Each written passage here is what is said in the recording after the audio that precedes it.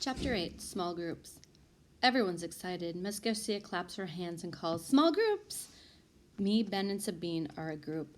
I used to think Sabine was unpopular, and that's why she hung out with Ben and me. But it isn't true. Everybody likes her. "Hi, Sabine!" Second graders shout. Fourth graders admire her scarves. Sabine wears a different color every day of the week. Today is Wednesday, Blue Scarf Day. The silk covers her hair, wrapping about her neck and flapping in the back like a shawl. I don't know why Sabine likes to be with Ben and me. We're the new kids, outsiders. George, Manny, Anastasia, Stasia, everyone calls her, are pretty angels. Oh, sorry. Sabine never calls her. Even pretty angels say, "Sabine, me, sit beside me."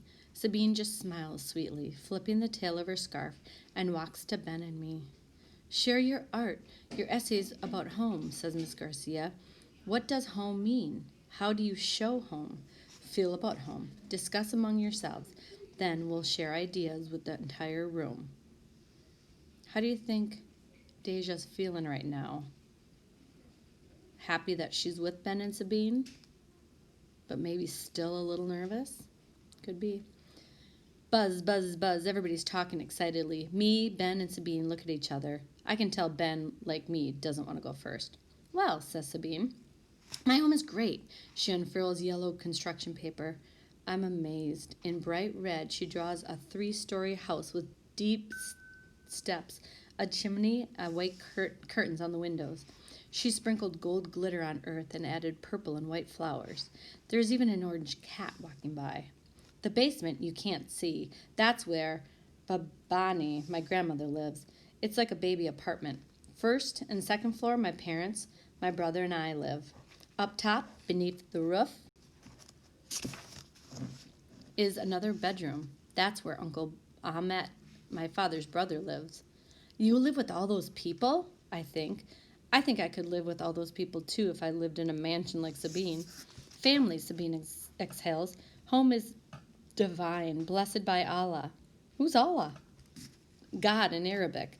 Want me to read my essay? "No," says Ben, and I'm surprised. He's being rude, though I was going to say no too. Sabine pouts. Her lips push out, then suck back in. She really wants to read her essay, but unlike me, Sabine doesn't hold grudges. She doesn't have an off switch for happy. "Show us your home," she says, polite to Ben. Ben lifts a sketchbook. It's professional with huge spiral rings. The cover has a picture of a huge hand drawing. Inside, with black ink and charcoal, he's drawn a ranch with open and fenced spaces, with horses, goats, and chickens. The ranch house has a long, extended porch. Up in the right-hand corner is a barn. "That isn't here," I say. "New York doesn't have such stuff. We don't have that space." "It's where I wish I was. It's where my dad is." "Where do you live now?"